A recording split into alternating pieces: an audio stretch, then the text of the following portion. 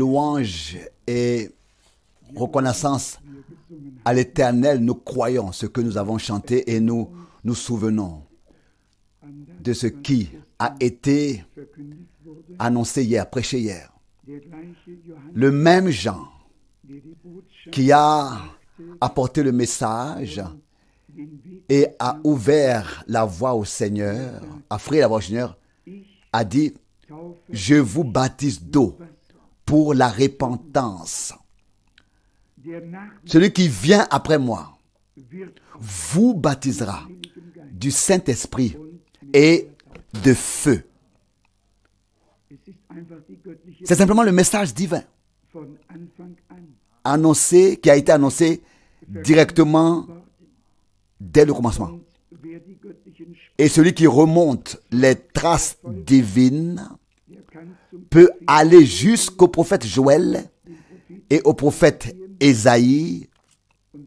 Et il y est déjà écrit que dans les derniers jours, dit Dieu, je répandrai de mon esprit sur toute chair. Sur toute chair. En raison des dérives du pentecôtisme, nous avons acquis une certaine crainte de ce qui peut et doit se produire de manière surnaturelle. Nous devons nous débarrasser de cette crainte et compter sur le fait que Dieu peut donner et donnera des choses vraies par grâce. Cela a-t-il été dit assez clairement? Si nous pouvons distinguer ce qui n'était pas et ce qui n'allait pas, ce qui était faux, et pourquoi cela était faux, alors comptons sur le fait que Dieu est capable de tout réparer. La prédication de la parole, pas celle du frère, ni celle de l'un, ni celle de l'autre, qui sont ici devant, mais la prédication de la parole nous a montré hier la clé.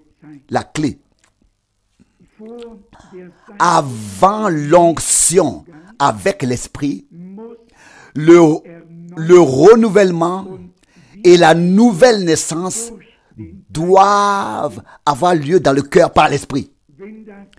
Si ce n'est pas le cas, l'homme est seulement loin dans le second domaine et peut accomplir des choses puissantes, mais reste intérieurement dans son âme ce qu'il était auparavant. Oui, il se peut même qu'il devienne même pire que ce qu'il était auparavant, malgré l'onction de l'Esprit de Dieu. Car, alors là, à ce moment-là, il se sent alors tout à fait sûr de lui, n'est-ce pas? Au-dessus des autres. Et ne se contrôle plus lui-même. Le chemin de Dieu nous a déjà été montré dans la prédication de frère Branham, que nous avons traduite ici avec le titre « Vous devez naître de nouveau ». Il a dit au moins 2 ou 3 fois, d'abord vient la naissance de l'esprit, puis ensuite être rempli de cet esprit, après la nouvelle naissance. Si quelqu'un est vraiment né de nouveau, il est devenu une nouvelle création. Il est devenu un homme nouveau. Les choses anciennes sont passées. Voici que toutes choses sont devenues nouvelles. Tout est devenu nouveau. Est-ce biblique? Pouvons-nous en faire l'expérience? Oui, nous devons l'expérimenter. C'est aussi ce que frère Branham a souligné dans son sermon, la nouvelle naissance. Ce n'est pas seulement vous pourriez ou vous pouvez naître de nouveau. Vous devriez, mais vous devez naître de nouveau. Sinon, vous ne pouvez pas voir le royaume de Dieu. Après la nouvelle naissance, il faut encore se débarrasser de certaines choses. Et c'est peut-être le point que certains ne comprennent pas. Aujourd'hui, je vais devoir m'imposer une contrainte absolue pour ne pas être à nouveau dévoré par le zèle du feu de Dieu et tomber dans un rythme qui ne convient pas à ma voix ou dans un volume sonore. Je crois que cela ne dépend pas de moi ou de la rapidité ou de la force de la proclamation qui est audible acoustiquement, mais il s'agit de ce que la présence de l'Esprit de Dieu en toi, en tant que récepteur, est-ce que la volonté de la disposition à écouter chaque parole, à la recevoir et à lui dire Amen intimement et dans ton cœur. Nous allons examiner certaines choses avec l'aide de Dieu et j'espère et je crois que Dieu est présent et qu'il produit dans ces réunions des fruits pour l'éternité. Pour l'éternité. Qu'il se passe dans ces réunions ce qui n'est encore jamais arrivé si profondément, si fondamentalement, si dans toute sa largeur, sa circonférence, dans tout son volume, qui peut être une bénédiction pour nous et pour beaucoup d'autres. De nombreuses paroles de Dieu sont devant mes yeux, sont dans mon cœur, et nous allons en parler. Dans un seul but, édifier l'Église du Dieu vivant, la rendre capable, apte à exercer le dernier ministère qui l'attend, le ministère de l'Église. Et si quelqu'un pense encore que oui, Dieu n'utilisera qu'un seul homme, alors il faut qu'on vous le dise. Dieu utilisera son corps. Il utilisera chaque membre, tous les membres. Tous seront utilisés, chacun dans son domaine et dans sa tâche. Vous savez que Dieu a envoyé des individus pour porter le message. Mais le message n'était pas destiné à un seul individu, mais à l'ensemble de l'Église. N'était pas adressé à un seul individu, mais à l'ensemble de l'Église. Nous devons le savoir. Dieu a toujours parlé à l'ange de l'Église. Nous l'avons compris. Mais qui a été adressé en dernier lieu? L'Église. L'ensemble de l'Église. Et c'est pourquoi il est écrit au début de chaque écrit à l'ange de l'Église. Et à la fin, il est écrit que celui qui a des oreilles pour entendre ce que l'Esprit a à dire aux églises. Il n'est pas écrit ce qu'il a à dire à l'ange, mais ce qu'il a à dire aux églises. Ces jours-ci, nous devons entendre ce que l'Esprit a à dire aux églises. Nous devons y répondre. Et comme je l'ai déjà dit, chacun individuellement doit s'attendre à recevoir ce que Dieu a promis. Je voudrais également mentionner ce point afin qu'aucun esprit d'idolâtrie ne prenne place parmi nous. Lorsque dans le christianisme primitif, l'Église primitive s'est réuni pour prier. Ils n'ont pas prié pour un seul, mais pour tous les serviteurs. Donne à tes serviteurs, au pluriel, la puissance pour annoncer ta force, ta parole, pardon, avec assurance. À tes serviteurs. Notre bien-aimé frère Joseph Baranowski, qui vient de rentrer du Zaïre, a dit, frère Franck, cela va te faire mal, ce que je vais te dire maintenant. Mais les gens font de toi et de frère Branham une chose qui dépasse l'entendement. Et je vais faire, et ça c'est frère Franck qui le dit maintenant, et je vais faire tout ce qui est en mon pouvoir pour briser cela.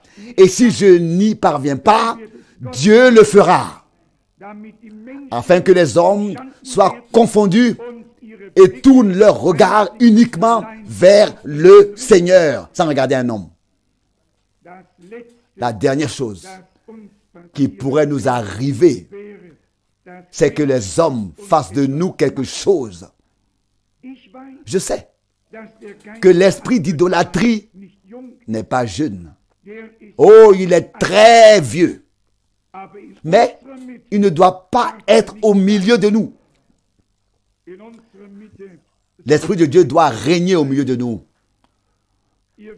Vous savez qu'à l'époque des apôtres, deux choses se sont produites l'une après l'autre. Lorsque de grands miracles et signes se sont produits, le peuple s'est écrié. Les dieux ont pris forme humaine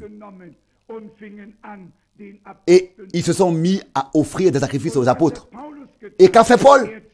Il a déchiré ses vêtements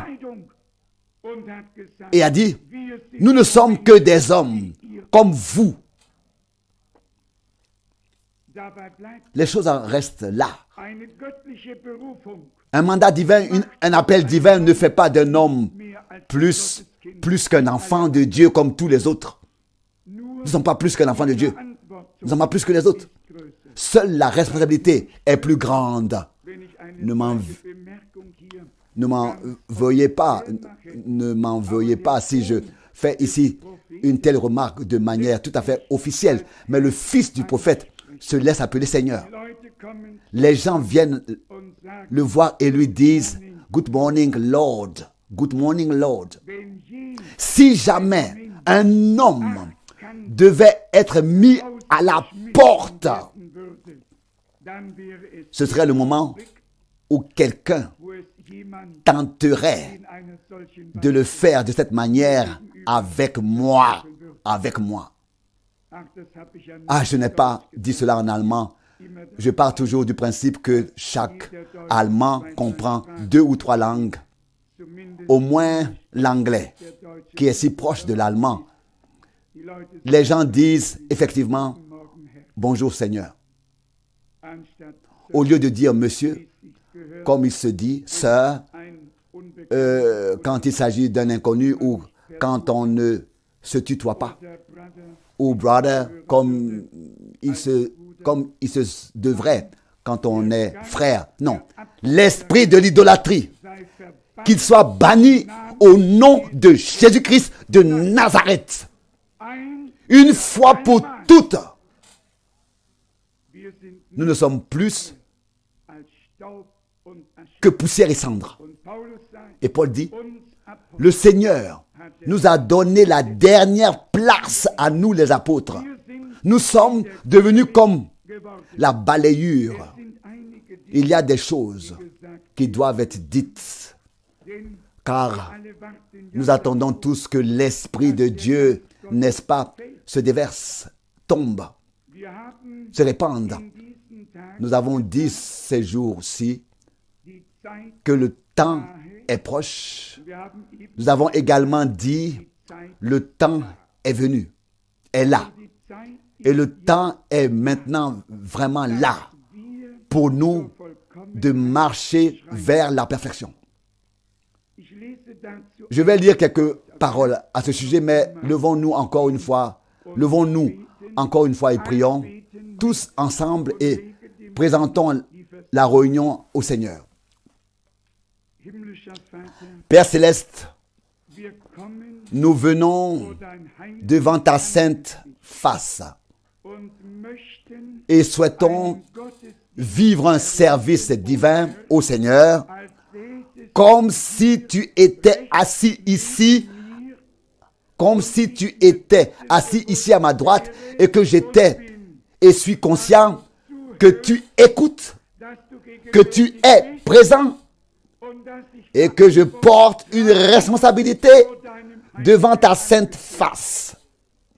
Seigneur, puisse-t-il en être de même pour nous tous, que nous en soyons conscients et que nous soyons conscients que nous ne sommes pas réunis devant des hommes, mais devant la face de Dieu afin que Dieu puisse nous parler. Nous te prions, Seigneur fidèle, d'accorder la compréhension, de donner la révélation, d'accorder la grâce,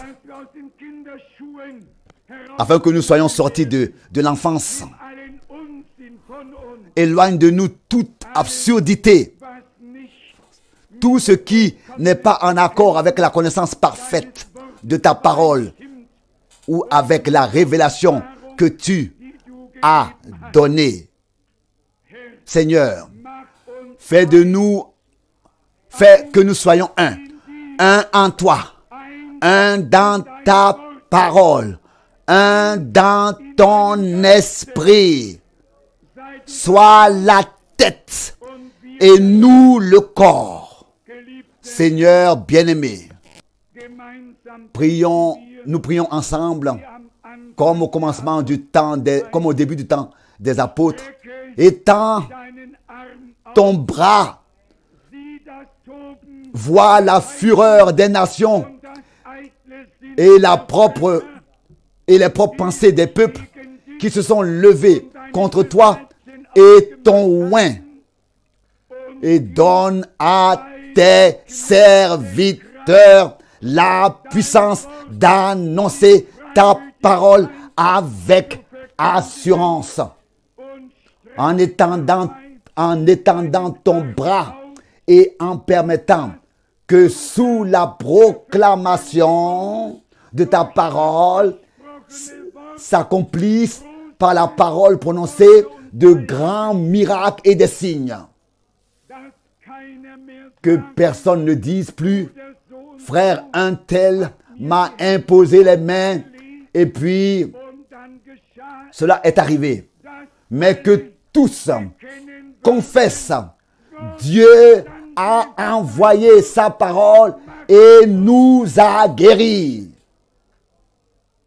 Seigneur, à la fin, ce n'est pas un homme qui est au centre, mais à la fin, c'est toi qui es au centre, comme Seigneur, comme tête de l'Église, élevé, glorifié, au-delà de toutes mesures. Seigneur, nous te demandons ta bénédiction toute particulière et la conduite de ton Saint-Esprit au nom saint de Jésus. Amen. Amen. Vous pouvez vous asseoir. Je reviens très brièvement sur les versets qui ont été déjà lus, tirés du psaume 85, verset 10. Psaume 85, verset 10. En vérité, son salut est proche de ceux qui le craignent.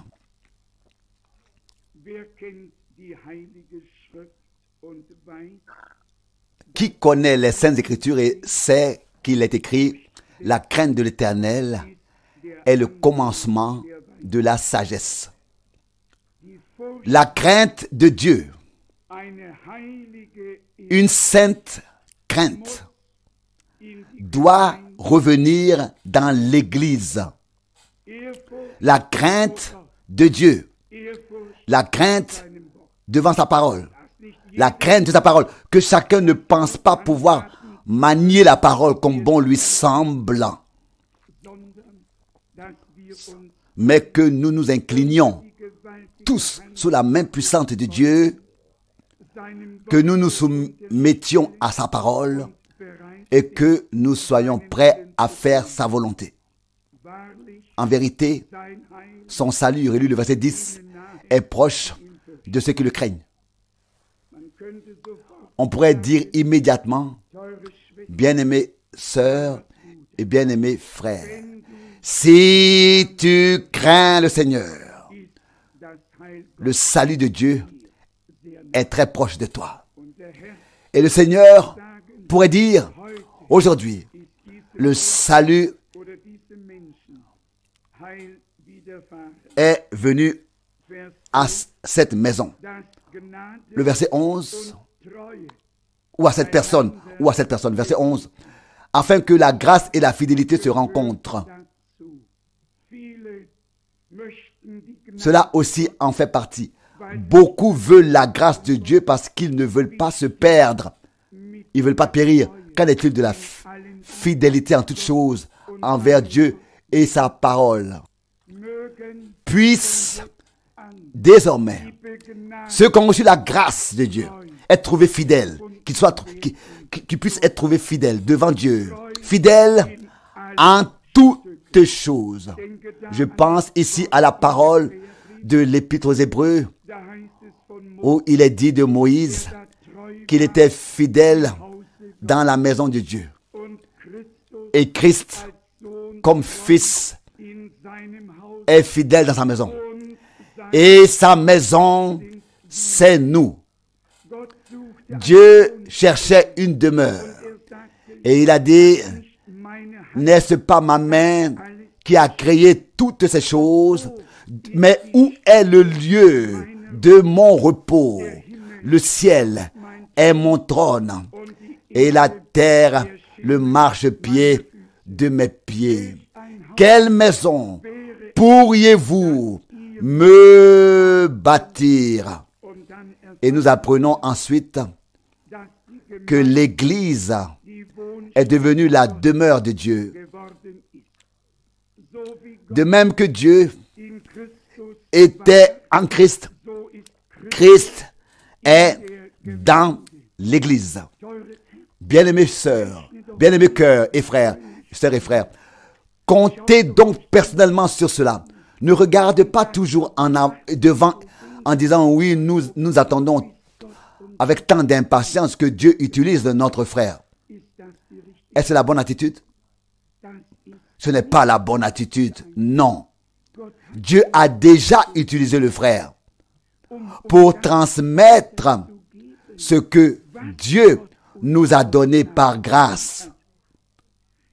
Maintenant, nous sommes tous interpellés et nous sommes tous concernés, pas seulement un seul. Et je vous le dis aussi très clairement.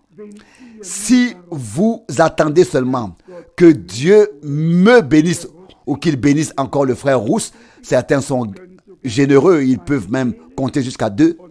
Et peut-être, si cela s'améliore encore jusqu'à 3, et alors ils sont au bout de leur latin, n'est-ce pas? Cela ne doit pas se passer ainsi. Nous sommes une église, l'église du Dieu vivant. Le peuple qui a été choisi comme propriété, un sacerdoce, une royauté de notre Dieu. Il est notre souverain sacrificateur à tous. Il est notre roi à tous. Nous, en tant que totalité, formons son peuple. Il n'y a pas de système à un seul homme dans le royaume de Dieu. Dieu se sert d'un seul, mais alors tous sont interpellés et alors tous sont concernés. Passons au chapitre 6 des Hébreux. Hébreux, chapitre 6. Une parole très importante qui nous interpellera tous.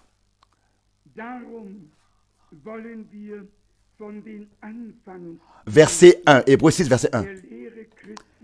Hébreux 6, verset 1. C'est pourquoi, laissant les fondements de base de l'enseignement du Christ et nous les élevant jusqu'à la pleine maturité, ne posons pas une fois de plus les fondements sur la repentance, sur le changement de nos sens, sur se détourner des œuvres mortes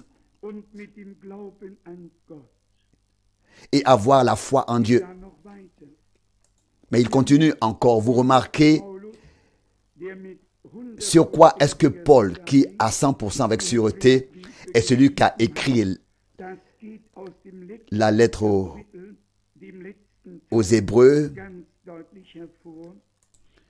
et cela est visible très clairement dans le dernier chapitre de l'Épître.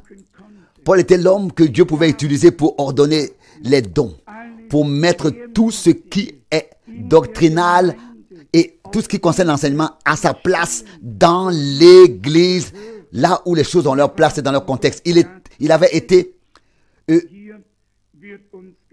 établi par Dieu pour cela. Et il nous est dit ici, c'est pourquoi laissant les fondements de base de l'enseignement du Christ. Et nous avons constaté hier encore que nous avons eu des manquements avec les fondements de base de l'enseignement de Christ, sur la repentance, sur le changement de nos sens, sur le baptême d'eau, etc. Nous avons là eu des manquements. Nous avons été très courts. Frère Rousse le sait et peut en témoigner. Nous avons parlé plusieurs fois ensemble de l'état aussi de l'Église. Et je me suis demandé, nous nous sommes demandé l'un à l'autre, à quoi cela était dû. Et j'ai alors dit textuellement, si j'avais été le seul à prêcher, ou si tu avais été le seul à prêcher, ou si nous avions été les seuls à prêcher tous les deux, nous serions maintenant entièrement responsables de l'état actuel de l'Église. Que l'état de l'Église soit tel qu'elle est encore.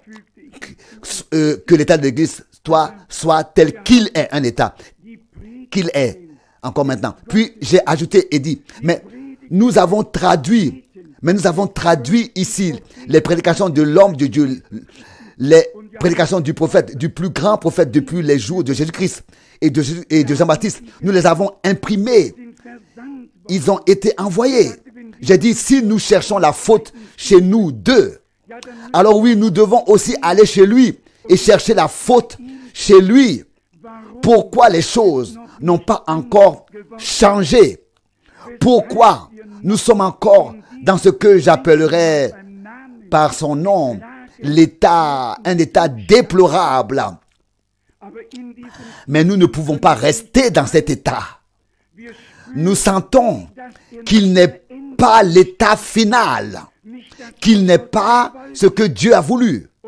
Et parce que nous le sentons, je crois pouvoir dire que le fait même de reconnaître que nous ne sommes pas encore ce que Dieu veut faire de nous, cela est déjà le premier chemin vers l'amélioration. Ce n'est pas seulement une expression populaire, mais c'est vrai. Si quelqu'un, comme on le dit à l'époque de l'église de Laodicée, parle ainsi, je suis riche, je n'ai besoin de rien, et ainsi de suite, nous serions dans une situation très difficile. N'est-ce pas? Le Seigneur devrait alors nous dire, tu ne sais pas que tu es pitoyable, misérable, pauvre et nu. Et justement, l'ajout, et tu ne le sais pas. Frère Branham vient de dire, dans ce contexte, c'est déjà grave quand un homme est nu. Mais si ensuite il ne le perçoit même pas, si ses sens sont étourdis et qu'il ne sait même pas dans quel état il se trouve, oui, alors il n'est pas seulement nu. Il y a aussi quelque chose qui ne va pas quelque part ailleurs. Mais Dieu nous a fait la grâce de nous permettre de regarder dans le miroir de la parole.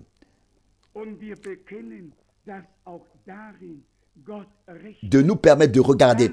Et nous confessons que c'est là aussi que Dieu a raison. C'est là notre véritable état. Pouvez-vous tous dire amen à cela? Mais comme je l'ai déjà dit, ce n'est pas l'état final. Ce n'est pas la fin. Après cela, le Seigneur dit, je te conseille d'acheter de moi de l'or éprouvé par le feu, purifié par le feu, ou bien alors dans le feu. Je devrais peut-être le lire pour être sûr d'avoir les choses telles qu'elles sont écrites. Il est toujours préférable de ne pas se contenter de répéter les Écritures ou de les citer de mémoire, mais de les lire ainsi. Apocalypse, chapitre 3, verset 18. Je ne vais pas répéter le reste car nous le connaissons aussi par expérience et pas seulement d'après le texte. Le verset 18 dit, je te donne donc ce conseil, achète-toi de moi de l'or purifié par le feu, afin de t'enrichir, et des vêtements blancs, afin de les revêtir et de ne pas laisser paraître la honte de ta nudité, et un collier pour oindre tes yeux, afin que tu puisses voir. Comme Dieu est fidèle. Et c'est justement dans la dernière lettre, dans le dernier écrit, qu'il se présente à nous de cette manière. Peut-être devrais-je le lire ici au verset 14. Verset 14. Écrit à l'ange de l'église de Laodicée. Ainsi parle celui qui est l'Amen. L'Amen. 2 Corinthiens chapitre 1, versets 19 et 20. Car pour ce qui concerne toutes les promesses de Dieu, c'est en lui qu'est le oui. C'est pourquoi encore l'Amen par lui est prononcé par nous à la gloire de Dieu. Il est oui et Amen. C'est ainsi qu'il se présente dans le dernier âge de l'Église. Ainsi parle celui qui est l'Amen. Que signifie Amen? Il en est ainsi. Qu'il en soit ainsi. Qu'il en soit ainsi. Qu'il en soit ainsi. Comme il a dit, il en est ainsi. Et nous disons Amen à cela. Parce que nous sommes d'accord avec la chose. Ainsi parle celui qui est l'Amen. Maintenant, écoutez ce qui suit. Ce qui va suivre. Le témoin fidèle et véritable. Il y avait beaucoup de témoins. Vous pouvez le lire dans l'Épître aux Hébreux où il est dit, parce que nous sommes entourés d'une telle nuée de témoins. Vous pouvez lire Ésaïe 43. Le Seigneur a dit, vous êtes mes témoins et je suis votre Dieu. Vous pouvez lire Actes des Apôtres chapitre 1. Vous serez mes témoins. Mais ici, c'est le Seigneur lui-même qui se présente comme le témoin. Ici, il n'appelle pas les prophètes et les apôtres. Ici, il marche lui-même au milieu des 7 chandeliers d'or. Ici, il parle et dit à l'Église ce qu'il a à lui dire. Avant d'abaisser le marteau le marteau du blâme, il se présente à l'Église et dit, ainsi parle celui qui est l'Amen, le témoin fidèle et véritable, le commencement de la création de Dieu, le témoin fidèle et véridique. Nous sommes de nouveau dans le sujet, le commencement de la création de Dieu. Dieu a fait un nouveau commencement en Christ. Il est le premier-né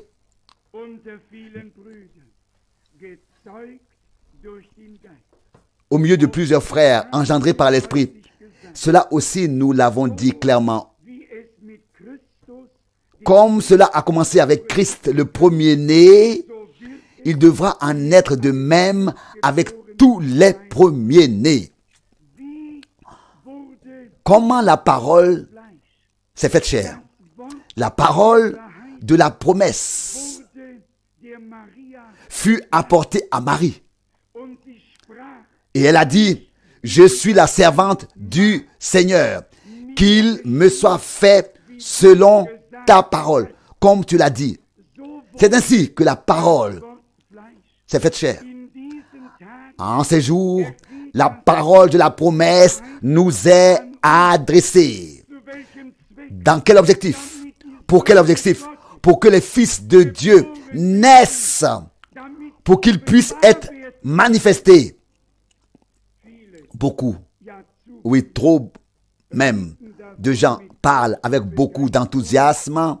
Oh, nous sommes devenus manifestes comme fils de Dieu. C'est un triste spectacle, une honte pour Dieu. Et on voit que des querelles et des disputes, des divisions, des séparations, des méchancetés de toutes sortes. Et puis dire, nous sommes des fils de Dieu, non. Et encore une fois, non. C'est pas ainsi. Si oui, alors à l'image de Jésus-Christ. Car c'est ainsi que c'est écrit. Oui, je préfère vous le lire pour que vous sachiez tout ce que c'est écrit. Je n'étais pas non plus préparé à cela maintenant. Mais c'est écrit dans la parole de Dieu. Je dois lire très brièvement de 1 Corinthiens 15. 1 Corinthiens 15. Versets 48 et 49. Vous pouvez lire plus de versets. Tel qu'est l'homme terrestre, donc Adam, tels aussi sont les hommes terrestres. 1 Corinthiens 15, verset 48. Et tel qu'est l'homme céleste, tels aussi sont les hommes célestes. Et de même que nous avons porté l'image du terrestre, nous porterons aussi l'image du céleste. Ça, c'est la sainte parole de Dieu. Et il est écrit, on ne peut puiser à une même source une eau douce et une eau amère. Qu'est-ce qui jaillit encore ainsi du cœur des hommes, n'est-ce pas? Et là aussi, personne ne peut ou ne doit se tromper. Quand le cœur est plein, la bouche déborde. C'est du contenu du cœur que la bouche parle. Et puis Jacques écrit, celui qui ne tient pas sa langue en bride, son culte et son service divin est en vain. Et chacun pense qu'il peut bien dire ce qu'il veut et penser ce qu'il veut sur tous, et que tout se passera bien et qu'il pourra comme ça s'en sortir. Non, ce n'est pas comme ça que ça marchera. Dieu veut de la crainte. Il veut mettre et ramener la crainte dans sa crainte, dans son peuple, dans l'Église. Sans la crainte de Dieu, qui est le commencement de la sagesse, rien n'arrivera, rien ne se fera, rien ne se passera, rien. Ensuite, il est dit ici, plus loin au verset 15 dans Apocalypse 3, peut-être que nous devrions le lire pour aussi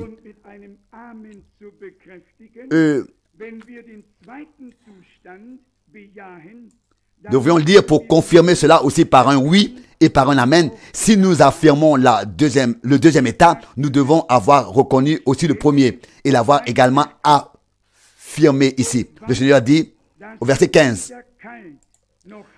je connais tes œuvres, je sais que tu n'es ni froid ni bouillant.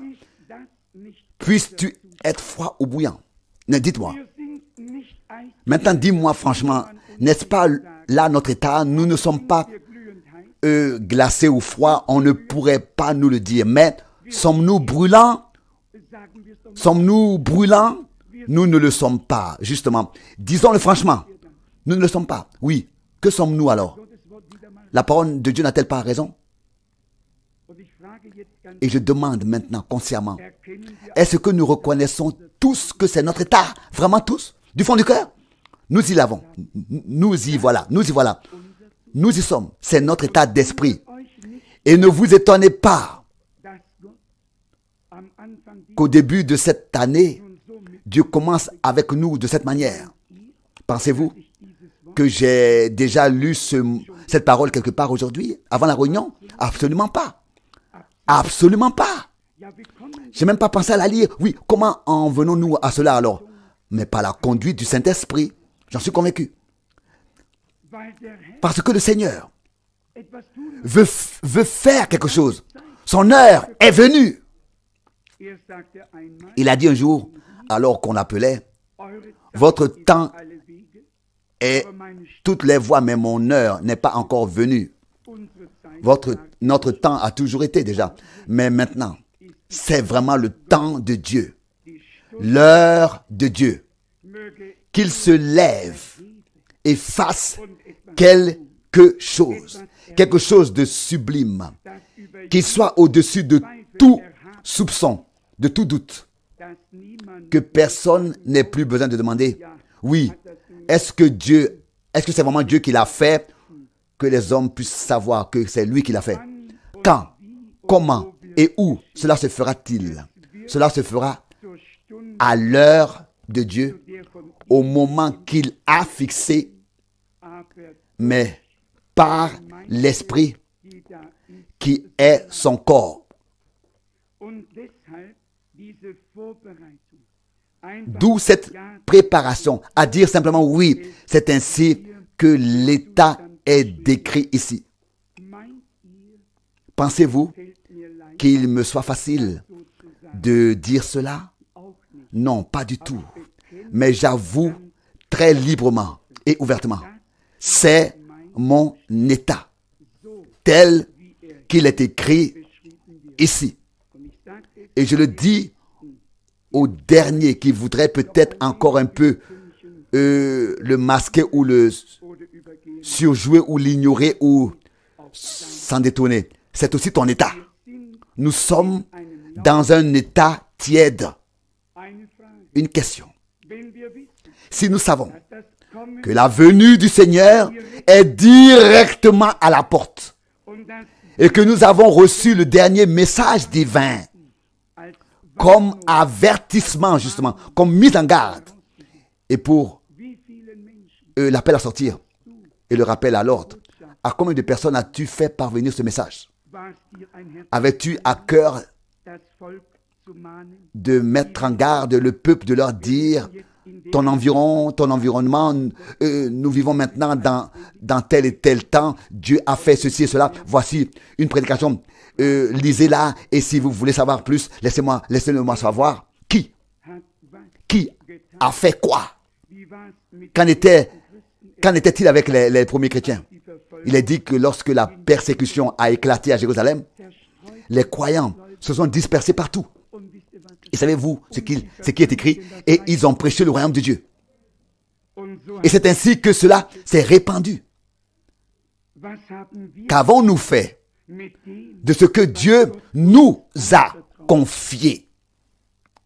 Nous avons certainement parlé de la fin des temps, de bien des choses, des catastrophes, des tremblements de terre et de tout ce qui va avec, de l'effondrement de la monnaie mondiale peut-être et de bien d'autres choses aussi.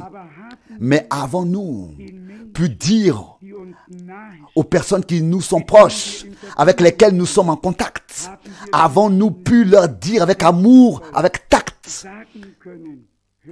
écoutez, je vous le dois ou je te le dois, je dois vous le dire, c'est mon devoir. Car que dit Dieu dans Ézéchiel 33? Si je te parle et que tu avertis, si je te parle et que je te dis d'avertir le méchant et que tu ne le fais pas et que le méchant meurt dans son péché, je te redemanderai son âme de ta main. Quelqu'un pourrait alors dire, oui, de toute façon les gens n'écoutent pas, ne veulent pas écouter. C'est justement le prophète Ézéchiel à qui le Seigneur a dit, qu'il t'écoute ou non, qu'il sache qu'il y avait un prophète au milieu d'eux. Mais pas que vous alliez maintenant dire, oh le prophète, le prophète, le prophète. Ce n'est pas non plus la bonne méthode. Cela en fait partie, mais vous devez placer la chose. Et dans ce cas, votre témoignage, le placer sur le fondement biblique. Et alors, bien sûr, vous devez déjà sortir avec la chose et dire, Dieu a eu un homme qui a reçu une vocation particulière, un appel particulier, et qui a reçu la révélation des promesses, et en général les mystères qui étaient restés cachés. Cela en fait alors partie. Mais ce n'est pas vraiment comme ça, avec ça qu'il faut commencer. Ce n'est pas l'ouverture. Il faut avoir une introduction. Combien souhaite être utilisé une fois par Dieu, être vraiment utilisé, nécessaire à Dieu. Donner un tel témoignage que les gens en ont assez pour toujours. Nous savons comment cela fonctionne, n'est-ce pas? Nous traitons les gens de telle sorte qu'ils en ont assez pour toujours. Si seulement Dieu pouvait faire de nous des personnes qu'il peut d'abord bénir, qui sont même abordées par les autres et à qui les autres demandent ce qu'il en est vraiment de vous et chez vous. Je connais un homme, un frère assis ici, qui le connaît bien aussi et qui a dit à quelqu'un, j'ai déjà parlé plusieurs fois avec M. Franck, mais je ne comprends pas du tout pourquoi il ne m'a pas encore invité à un service divin. Et je sais que Dieu l'a déjà tenu par les, j'allais dire les jambes. Non, ce n'est pas correct. Dieu le tient déjà par la main, mais j'attends encore un peu. Vous voyez, les gens l'attendent. Ils s'attendent à ce qu'on leur dise. Mais maintenant vient la question. Nous ne faisons pas non plus de secret à ce sujet. Que rencontreraient les gens parmi nous s'ils étaient amenés aujourd'hui, s'ils répondaient à l'invitation? Qu'est-ce que les gens trouveraient ici aujourd'hui? Rencontreraient-ils ici le royaume de Dieu? Que trouveraient-ils? Telle est la grave question. Dieu merci que les foules ne soient pas encore venues. Oui, maintenant, frère Knit se gratte la tête. Oui, et puis il dit encore, mais c'est vrai. Oui, mais soyons honnêtes. Pour une fois, soyons reconnaissants que les masses ne soient pas encore arrivées. Sinon, elles seraient reparties. Elles seraient reparties. Elles auraient dit, et c'est le même homme qui l'a dit, qu'il a d'ailleurs beaucoup à faire avec les croyants. Pas ici, bien sûr, mais ailleurs. Nous ne parlons jamais des gens qui sont ici autour de nous. Cela s'est passé ailleurs, dans un tout autre pays. Et il m'a dit lors de notre dernier entretien, Monsieur Franck, ne m'en voulez pas. Mais j'ai eu affaire par la force des choses à un certain nombre de croyants. Et j'ai en partie rencontré des gens qui vous connaissent et qui vous apprécient et qui sont servis par vous. Et puis le coup de massue est arrivé, de marteau. Et puis il a dit, mais je n'ai encore jamais rencontré autant de querelles et de disputes, autant de calomnies, de médisances, autant de méchanceté. Vous l'avez maintenant. Un homme passe la nuit chez des croyants. Et ceci lui parle en lui disant qu'il doit croire au message. Dieu a envoyé un prophète. Ne le savez-vous pas? Vous connaissez partout M. Franck? Oui, il dit oui, je le connais. Je préfère ne pas en dire plus. Je veux me l'épargner et à vous aussi. Heureusement qu'aucun de ceux qui sont ici ou qui pourraient être ici ne sont concernés. Mais il pourrait nous arriver de sortir et de faire comme cette femme après le sermon puissant et dur de frère Branham. Elle l'a attrapé à la sortie. Il avait toujours une sortie supplémentaire parce qu'il ne voulait ou ne pouvait pas se mêler au peuple. Et elle a dit, frère Branham, dans ton sermon, tu as vraiment fait la leçon à tout le monde. Mais moi, cela ne m'a pas atteint. Et plus tard, le même frère Branham dit qu'un jeune prédicateur est venu le voir et lui a dit, cette femme est la plus grande lavandière qu'il y ait dans toute la ville. Une expression pour dire qui parle trop, une femme qui parle trop. Elle n'a fait que du mal avec sa langue. Mais dit, tu as fait la leçon à tout le monde, mais ça ne m'a pas touché. Bien-aimés, faisons partie de ceux qui sont encore touchés. Que cela encore concerne, qui sont encore interpellés, que cela concerne, ce n'est qu'alors que Dieu pourra réellement nous aider.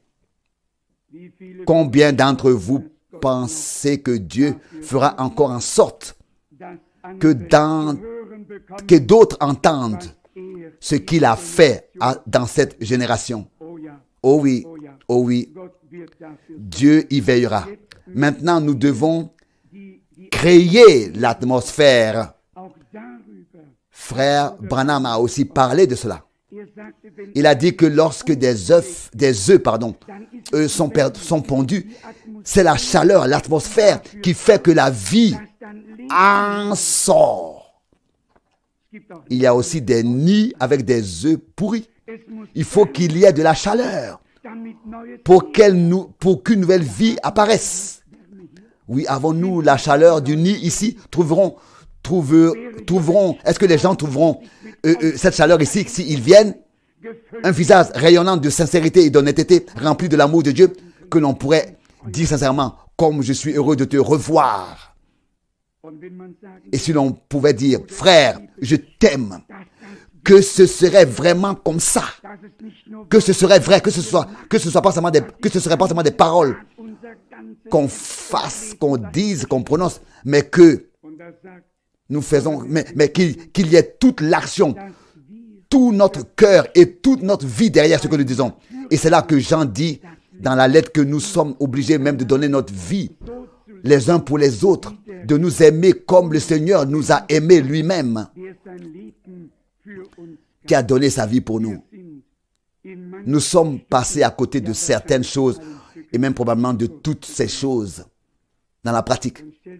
Et figurez-vous que pour autant que je le sache, nous avons tous déjà, ou la plupart d'entre nous, compté et attendu l'enlèvement. Oui, dans quel état d'esprit nous y sommes-nous attendus?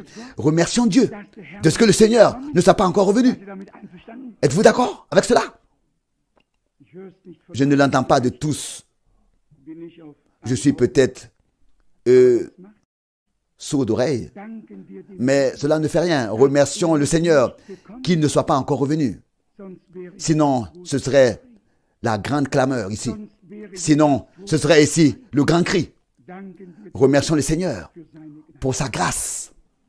Vous ne pouvez pas savoir ce que je ressens. Je l'ai souvent exprimé. Je ne voudrais pas seulement avoir prêché. Je voudrais que tous ceux qui entendent la parole que Dieu a révélée pour ce temps et qui la croient, que tous soient scellés après avoir entendu la parole de la vérité et après avoir cru. Cela aussi, nous devons tous le savoir. Je vais vous le dire. Parce que les gens peuvent être baptisés même de l'Esprit du premier coup. Mais le scellement se fait après que nous ayons entendu et reçu et cru la parole de la vérité. Je vous le lis dans Éphésiens, le chapitre 1. Ici, il est écrit au verset 13 et 14. En lui, vous aussi, après avoir entendu la parole de la vérité, le message de votre salut, l'évangile, et après l'avoir cru, vous avez été scellés du Saint-Esprit promis. Ici, il n'est pas question ici d'onction, mais il s'agit ici d'un sceau, du sceau. Pensez-vous à la prédication de Frère Branham, en particulier sur le sermon, le cri de détresse et le signe. Être poussé à bout, et puis le signe, il donne l'exemple du wagon, du chemin de fer que l'on charge, et puis l'inspecteur arrive et secoue un peu, et tout tombe en désordre. Et alors il dit, alors, pas comme ça. Je ne peux pas plomber ici. Je ne peux pas opposer, appliquer le signe. Je ne peux pas sceller comme ça. Tout doit être bien rangé, bien emballé et bien ordonné. Le temps est arrivé de mettre les choses en ordre afin que le sceau de Dieu puisse être appliqué sur nous ou alors descendre sur nous. Nous avons très clairement compris que l'onction vient sur tous. La pluie tombe sur les justes et les injustes. Le soleil brille sur les méchants et les bons. L'onction de l'esprit ne signifie rien en soi. Rien du tout. Rien du tout. Selon les estimations, je l'ai déjà dit ici, il y a sur la côte ouest de l'Amérique, en particulier en Californie, dans la région de Los Angeles et de Santa Barbara et jusqu'à San Francisco, il y a des millions. Et je ne sais pas si 10 millions suffisent de gens, des gens du plein évangile, des églises pentecôtistes, qui reçoivent tous l'esprit, qui sont tous loin de l'esprit, et qu'on ne me dise pas que c'est un faux esprit. Non, non, non, non. C'est le Saint-Esprit. Ce n'est pas l'esprit qui est faux. Ce sont les gens qui sont faux. Parce qu'ils n'ont pas reçu en eux la semence incorruptible divine de la parole de Dieu.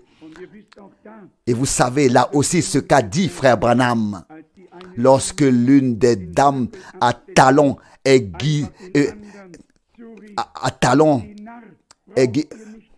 a simplement crié aux autres, vous n'avez pas besoin d'écouter ce fou. Je vais vous prouver que tel que je suis, je peux marcher sur le chemin avec le Seigneur. Et elle y est allée aussi. Et puis, elle est tombée et s'est précipitée dans l'abîme en poussant un grand cri. Combien sont loin du Saint-Esprit? Et maintenant, quand j'étais en Afrique, j'ai lu les statuts, les statuts des hommes d'affaires chrétiens. Et la première chose, écoutez bien, ils disent que c'est la croyance en la Trinité divine. Je n'en reviens pas. Je n'en reviens pas. L'homme qui a encore vu Charles Price dans ses derniers jours et ses dernières années, et l'homme qui a connu William Branham dans les premiers jours de son ministère et qui a vu et assisté à tant de choses comme personne d'autre sur terre. L'homme dont la sœur s'appelait Nightingale et Frère Branham a vu à 2 heures, elle va mourir, et a appelé les démons en disant, j'ai quelque chose à te dire. Des hommes qui ont tout vu et tout entendu. Et puis, il est écrit dans leur statut, celui qui n'accepte pas cela ne peut pas devenir membre. Ou bien alors, on ne peut pas adhérer. C'était au moins la bonne phrase de l'histoire, n'est-ce pas, de leur statut. C'était la meilleure phrase. Je ne vois pas je ne vois pas pourquoi je devrais devenir membre. Membre du corps de Jésus me suffit. Mais membre, ce serait un membre de trop. Hein? Des membres, oui, mais des adhérents, non. Mais pourquoi je dis cela? Partout des choses puissantes. Oh, l'Esprit conduit et tout se va et tout ce qui va avec, n'est-ce pas? Je pense à l'homme qui a imposé les mains au cardinal Béat au Vatican pour qu'il reçoive le Saint-Esprit. Et quand il a été ainsi secoué par la tête, les gardiens sont venus le libérer car ils pensaient que ses deux frères l'avaient agressé. Et ils l'avaient littéralement agressé. Aujourd'hui, tout est tellement mélangé. Les fils de Dieu ont pris les filles des hommes. Et il y en a qui entendent parler des jours de Noé. Et puis ils disent, oh oui, jour de Noé, manger et boire, manger et boire. Nous le faisons tous. Ce n'est pas si nouveau. Et libre et se marier et marier, nous le faisons tous aussi. Ce n'est pas non plus nouveau. Ou est-ce que c'était seulement autrefois? À l'époque, quoi? S'il vous plaît? Oui, mais qu'est-ce qui se passe? Mais il est pourtant écrit. Ils se sont mariés et ont marié. Et mangeaient et buvaient. N'étais-tu pas marié? N'as-tu jamais mangé et bu? Tous les hommes n'ont-ils pas fait la même chose, croyants ou incroyants? Quel était le point? Lorsque les fils de Dieu virent la beauté des filles des hommes et que la lignée de Dieu par Zeth, d'où devait naître le Christ, selon la chair de la postérité de David, se sont mêlés à la lignée de Caïn. C'est là que Dieu a dit, la fin de toute chair est venue devant moi. Et juste à ce moment-là, Dieu a envoyé un prophète. Et il donna le message. Et qu'est-ce que c'était? Les fils de Dieu sont entrés dans la danse et ont tourné le dos au prophète de Dieu. Et vous savez quoi? Ça, c'est ce que l'Esprit de Dieu nous a aussi révélé. Lorsque le Seigneur Jésus est mort et que son corps a été déposé dans le tombeau, il est descendu prêcher aux esprits en prison. Et je vous demande, quelle génération a vraiment été prêchée? À quelle génération il a vraiment prêché? À quelle? Pardon? Ah, au temps de Noé, a dit un frère. Et je vous le lis cela maintenant pour que vous sachiez quel jugement sera prononcé sur les fils de Dieu qui ont tourné le dos aux prophètes et au message divin et qui se sont moqués de lui. Ils auront à répondre à une question comme aucune autre génération depuis les jours de Jésus-Christ, notre Seigneur. Je vous le lis pour que vous sachiez que c'est écrit. 1 Pierre, chapitre 3, à partir du verset 13. Pardon, à partir du verset 18. 1 Pierre 3, à partir du verset 18. Car le Christ aussi est mort une fois pour les péchés, comme le juste pour des injustes, afin de nous amener à Dieu, lui qui a été mis à mort dans la chair, mais qui est ressuscité à la vie par l'Esprit. Maintenant écoutez, c'est aussi en esprit qu'il alla prêcher aux esprits en prison, c'est-à-dire à ceux qui avaient autrefois désobéi lorsque la patience de Dieu attendait patiemment au jour de Noé.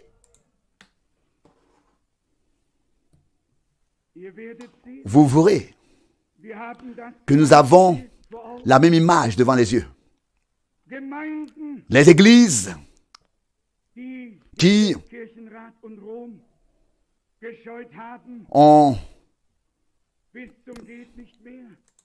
blâmé le Conseil mondial des églises et Rome jusqu'à ne plus pouvoir le faire sont toutes devenues membres, elles se sont agenouillées. Toutes font la cour, elles veulent toutes participer.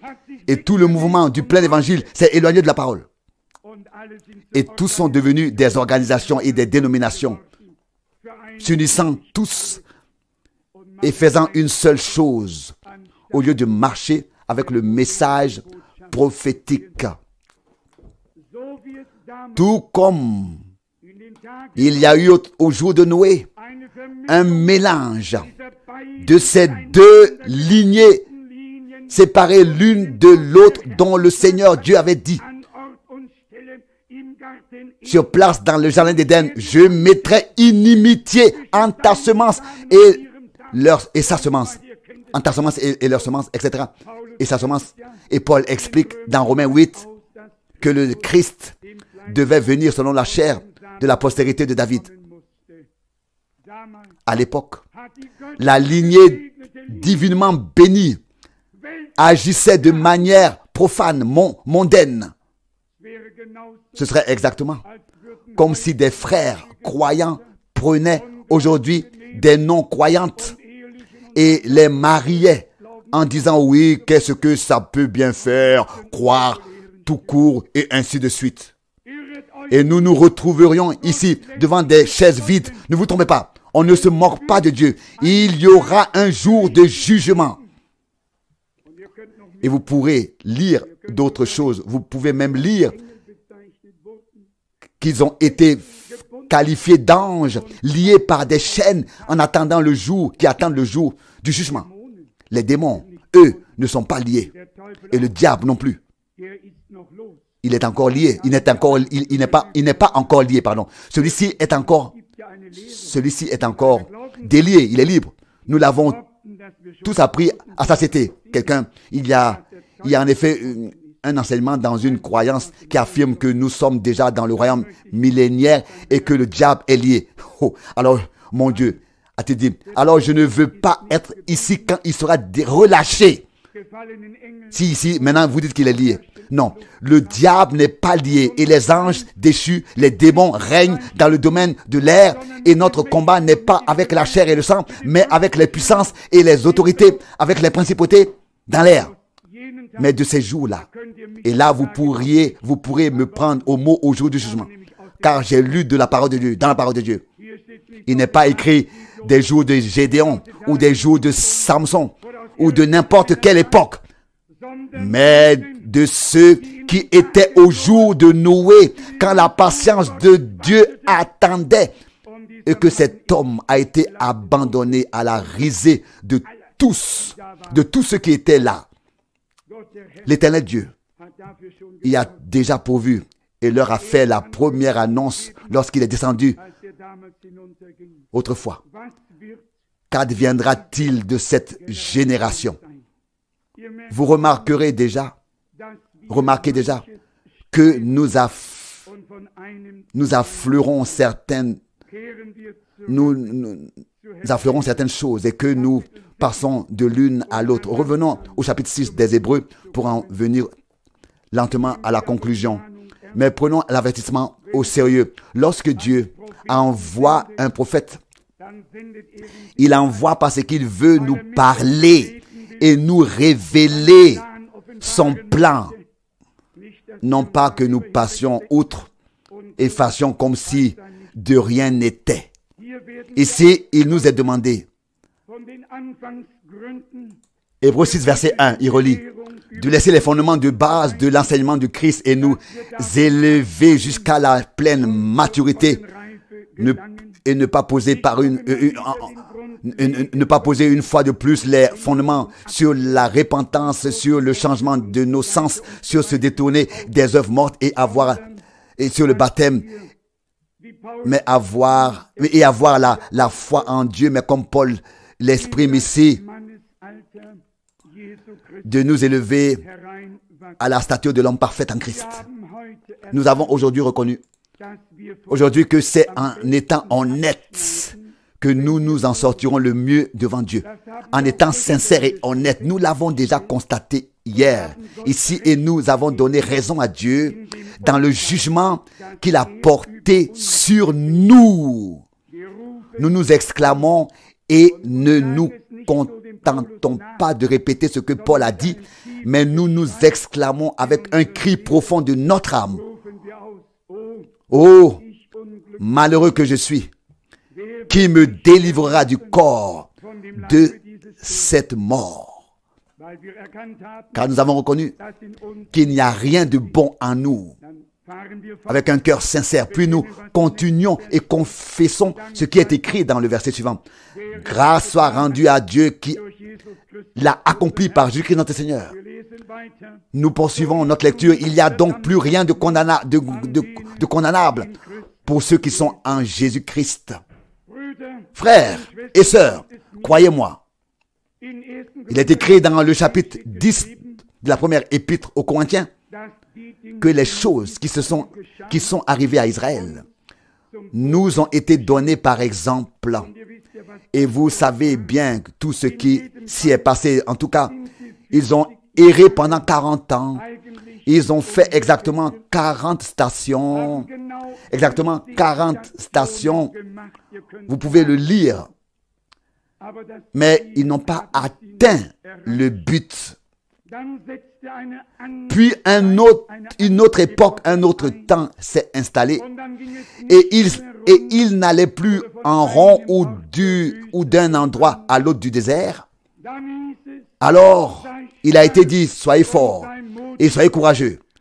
Car comme j'ai été avec Moïse, je serai avec toi.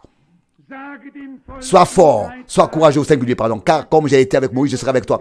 Dis au peuple, dans 3 jours, nous traverserons le Jourdain. Il y avait 2 choses au sein du peuple d'Israël. L'une était la sortie, l'approvisionnement pendant toute la période, bien que le peuple ait désobéi et était désobéissant, Dieu devait se tenir à ses côtés. À cause des autres peuples, Moïse se plaçait toujours dans la brèche et il disait, efface mon nom de ton livre, mais laisse le peuple pour que les peuples environnants ne disent pas que tu n'as pas réussi. Vous connaissez tous les Écritures. Les Saintes Écritures. Puis vint le moment où l'on cessa de tourner, où il cessait de tourner en rond. Le moment où la parole de Dieu qui était dans l'arche de l'alliance reposait sur les épaules des sacrificateurs avec la promesse de prendre possession du pays de Canaan. Je veux dire que c'est le point où nous sommes arrivés maintenant. Pouvez-vous le croire? C'est le point auquel nous sommes arrivés maintenant. Une année de jubilé, une année de grâce, une année de salut. Tous doivent entrer en possession de leurs biens divins, légitimes. Et nous pourrions encore dire beaucoup de choses à ce sujet. Nous avons encore une réunion cet après-midi. Et ce soir, c'est le souper du Seigneur.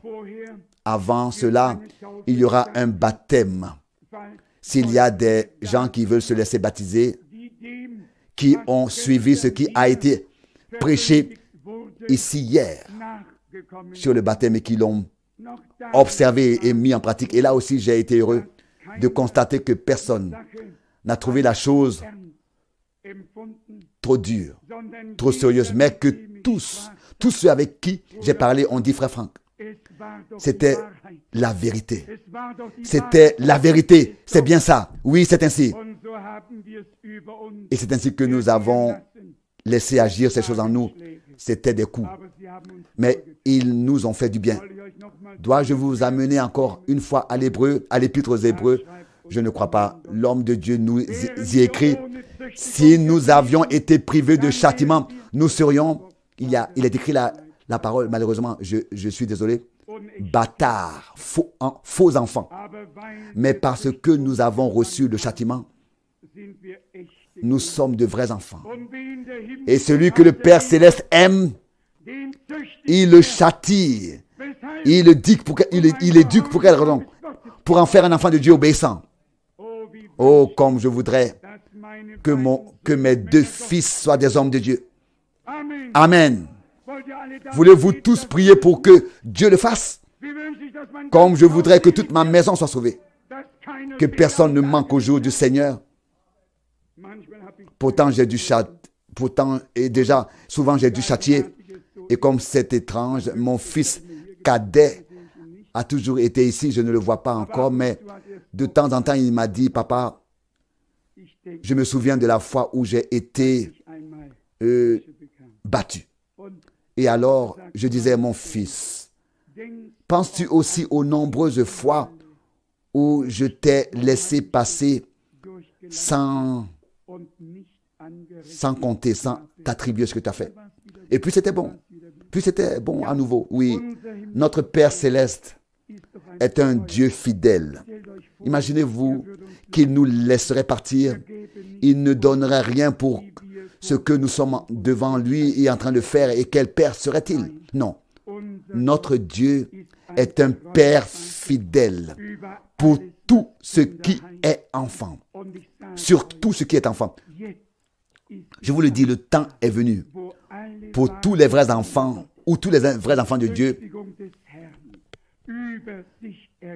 doivent subir le châtiment du Seigneur et dire, Seigneur, encore plus, ça me fait du bien, j'en ai besoin, Seigneur, j'en ai besoin. Taille, corrige, reprends-moi, car je veux subsister devant toi. Dieu y veillera. Résumons tout cela. Tout ce que dit le Seigneur est vrai. Notre état de tiédeur nous a rendus malades. À qui cet état dans lequel nous nous trouvons maintenant est-il devenu vraiment pénible? Qui dit simplement, Seigneur, ça va vraiment, oui, qui peut dire que ça ne va pas vraiment, que ça ne va vraiment pas? Cela ne sert plus à rien, n'est-ce pas? Non, ça ne peut plus continuer comme ça, n'est-ce pas? Oui, nous y voilà. Et comme je connais Dieu et sa parole, il dit, il fait réussir ceux qui sont sincères. Il accorde la grâce à ceux qui sont sincères. Et je peux vous dire, en raison de l'autorité de la parole, qu'il ne nous laissera pas dans cet état. Il nous placera sur un terrain plus élevé, sur le sol de la victoire de Golgotha. Et il fera de tous ses ennemis son marchepied. Ce n'est pas nous qui aurons peur de l'ennemi. C'est lui qui devra prendre la fuite devant nous. Car le contrat que David a fait avec Goliath selon la volonté de Dieu est encore valable. Si tu me vainques, mes hommes te seront soumis. Et si je te vainque,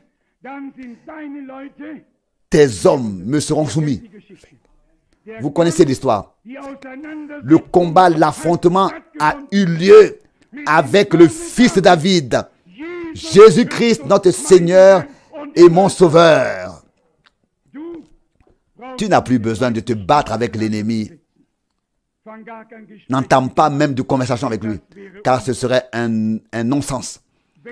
Si tu en as besoin, dis simplement, Satan, recule derrière moi. Mais n'ajoute pas de deuxième phrase. N'engage pas de conversation avec le diable. Car nous savons tous cela. Il a trop d'expérience pour que nous puissions rivaliser avec lui. Non, il te mettra des pincettes à un clin d'œil et le tout est joué. Donc le Seigneur, le fils de David, a affronté Satan et l'a vaincu. Et l'a vaincu. Qui doit maintenant être soumis à qui? Pourquoi le Seigneur a-t-il dit, je vous donne pouvoir sur toute la puissance de Satan. Vous marcherez sur des serpents et des scorpions. Et cela ne vous fera aucun mal. Rien ne vous nuira. Ce n'est pas à Satan que le Seigneur a donné du pouvoir sur nous. Il nous a donné le pouvoir sur Satan. Et nous confessons, Jésus est vainqueur. Le serpent a la tête écrasée. Loué soit le nom du Seigneur. Le Seigneur s'est probablement élevé, relevé. Il s'est probablement levé. Je sais que ces réunions sont dans la volonté de Dieu. Si jamais elles ont été dans la volonté de Dieu, je sais que Dieu nous a tous poussés dans nos retranchements, de telle sorte que du premier au dernier, personne ne se présente plus quelque part en levant la poitrine et en regardant l'autre de haut avec mépris. Chacun se reconnaît et dit avec Pierre, Seigneur, je suis un homme indigne. Vous connaissez tous les évangiles. Rendons grâce à notre Dieu. Il a avec nous des desseins et des voies d'amour et de paix. Et il fera en sorte que il fera aboutir tous. Il fera sortir tout cela dans la gloire. Il fera aboutir tout cela dans la gloire. Il est l'amen. Il est la réalisation, l'accomplissement de tout ce qu'il a promis. Il est l'alpha et l'oméga. Le début, le commencement et la fin. Rien ne lui échappe. Avec lui, tout est autant convenable et tout se passe selon sa volonté. Il est le témoin fidèle et véridique et notre intercesseur, notre avocat, notre médiateur, par-dessus tout. Il est le commencement de la création de Dieu et nous pouvons faire partie de cette création divine par l'engendrement, né de nouveau et être renouvelé par l'Esprit en raison de la semence de la parole qui a été déposée en nous. Acceptez cela par la foi. Nous avons été justifiés. Nous ne restons pas dans l'état où nous sommes. Nous confessons que Dieu nous a déjà sortis de cet état, qui nous a déjà dotés de la puissance d'en haut. Il nous a déjà revêtus de la puissance d'en haut. Et nous le remercions comme si nous l'avions déjà reçu, parce que nous savons que sa parole ne trompe pas et que ses promesses ne sont pas annulées. Ce qu'il dit ou promet, il le tient. Le ciel et la terre passeront, mais sa parole demeure pour l'éternité. Et sa parole est en nous comme une semence divine. Et ainsi nous demeurons avec lui, avec la parole, pour l'éternité. Pourquoi? Parce que nous avons reçu la vie éternelle par grâce. Loué soit son nom. Amen.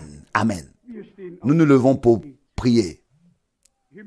Père céleste, nous te remercions de tout notre cœur.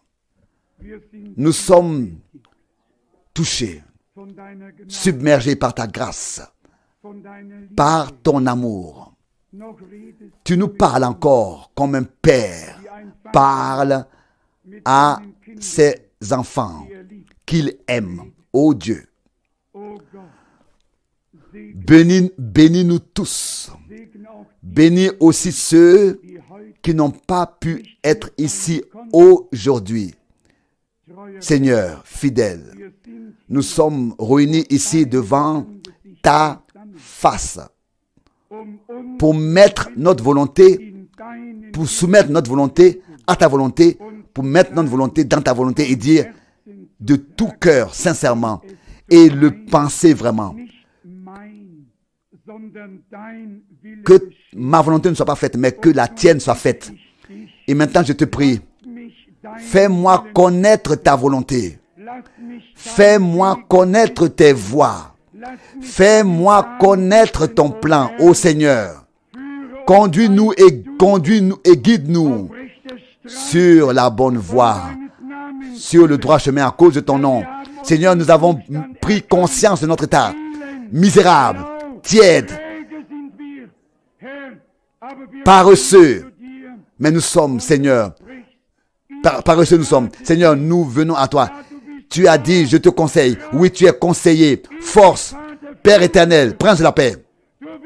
Tu n'es pas seulement conseil, tu es aussi force pour mettre ce conseil en pratique. Seigneur fidèle, nous voici devant ta face. Fais de nous ce qu'il te plaît, ce qui te plaît, ce qui te plaît. Je confie avec la sincérité de mon cœur ma vie personnelle, ma vie spirituelle et l'Église du Dieu vivant, la troupe rachetée par le sang. Je la remets à ta grâce, je la confie à ta grâce, Seigneur. Aie ta voix avec nous tous, afin que nous puissions vraiment prier de tout notre cœur. Que ton nom soit sanctifié, que ton règne vienne, que ta volonté soit faite sur la terre comme au ciel. Seigneur, selon qu'il est écrit, donne à ton peuple un esprit bien disposé. Enlève tout esprit de rébellion, toute révolte intérieure, afin que nous fassions tout bien ensemble et que nous puissions mettre de l'ordre.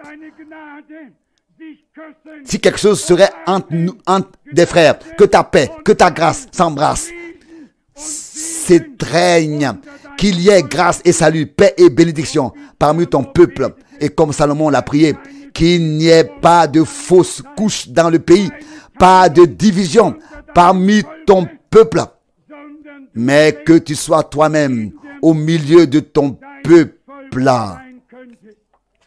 Seigneur, éloigne nous maintenant des fondements de base de l'enseignement du Christ et que nous puissions nous élever vers la maturité, vers la perfection. Prends-nous par la main et conduis-nous selon ta parole. Que ta parole soit la lumière sur notre chemin. Seigneur, toute ta parole que tu nous révèles par ton esprit devient une lumière. Elle brille dans les ténèbres. Seigneur, la lumière s'est faite au temps du soir, a apparu au temps du soir. Seigneur, le temps est venu de ne plus tourner en rond et d'être nourri maintenant par toi. Par toi. De ne pas tourner en rond dans le désert, mais d'être nourri par toi. Non, en ce temps-là, tu n'étais pas satisfait de ton peuple. Tu disais, vous vous égarez toujours avec votre cœur. Mon Dieu, nous sommes sortis corporellement de toutes les choses de Babylone. Dans le cœur, nous avons apporté certaines choses de Babylone avec nous. Seigneur, purifie-nous, sanctifie-nous entièrement. Fais de nous un seul cœur et une seule âme avec toi. Seigneur, un seul esprit avec toi. Seigneur Dieu, tout-puissant, Dieu. Si ce n'est pas la colonne de feu, c'est l'arche de l'alliance. Alors, l'arche de l'alliance du Seigneur de toute la terre. Alléluia. Louange et honneur, gloire et adoration à ton Saint-Nom. Au jour du salut, tu nous as sauvés, secourus. C'est le jour du salut. C'est le temps favorable, agréable. L'année de grâce du Seigneur, notre Dieu,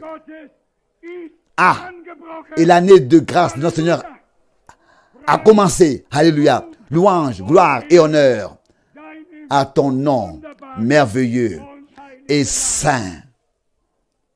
Seigneur, il m'est arrivé ce que frère Branham a dit de la femme de teint noir dont le fils était en train de mourir après avoir prié pour lui. Il a prononcé les premiers mots. L'enfant a dit, il y a de la lumière dans cette pièce. Alléluia. Il y aura de la lumière dans cette pièce. Alléluia. La lumière dans nos cœurs, la lumière dans nos vies. Alléluia, alléluia, alléluia. Louange et honneur, gloire et adoration à ton nom merveilleux et saint. Et saint. Alléluia. Alléluia. Alléluia.